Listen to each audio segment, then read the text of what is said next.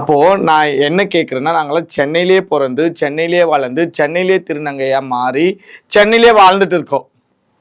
ஆனால் எங்களுக்கு அந்த அந்த அதிகாரம்லாம் கிடையாது.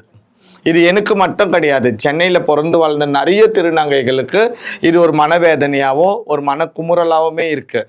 இன்னைக்கு சென்னையை பொறுத்த வரைக்கும் பார்த்தீங்கன்னா, நாயக்கு சிஸ்டமில் 21 நாயக்குங்க இருந்தாங்க முன்னாள். இதுக்கு முன்னாடி இந்த நாயக் சிஸ்டமில் 21 நாயக்கு இருந்தாங்க.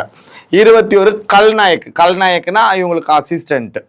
ஸோ இது உங்களுக்கு புரியாததுனால நான் மறுபடியும் தெளிவாக சொல்கிறேன். அசிஸ்டண்ட் இந்த கல்நாயக்குன்னு சொல்லக்கூடியவங்க 21 + 21 42 பேர்.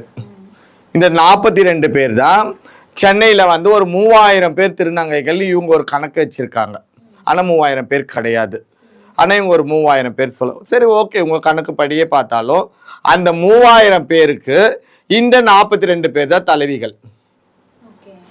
அதில் 22 பேர் மெயின், 21 பேர் மெயின், 21 பேர் அவங்களுக்கு துணை, அதாவது முதலமைச்சர் துணை முதலமைச்சர்ன்ற மாதிரி இவங்க.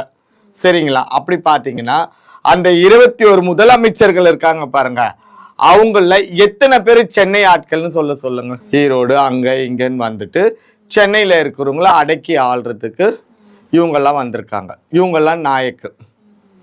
காரணம் என்னன்னா, இப்போ நம்ம சென்னையில் பிறந்து வளர்ந்த திருநங்கைகள்லாம் என்ன பண்ணுவோம், இன்னைக்கு ஒரு 100 ரூபாய் சம்பாதிச்சோம்னா பக்கத்தில் நம்ம அண்ணன் பையன் இருப்பான், குழந்த இருக்கோம், அக்கா குழந்த இருக்கோம், அவங்கள பார்ப்போம், அவங்களுக்கு ஏதோ கொடுத்து நமக்கு ஒரு 10 ரூபா 20 ரூபா தான் நம்மளோட செலவுக்கு வச்சுப்போம். இல்லை சேவிங்ஸ் நம்ம சென்னையில் பிறந்து வளர்ந்த திருநங்கைகளுக்கு எதுவுமே கிடையாது. எல்லாமே நடுத்தெருவில் தான் நிற்கிறோம்.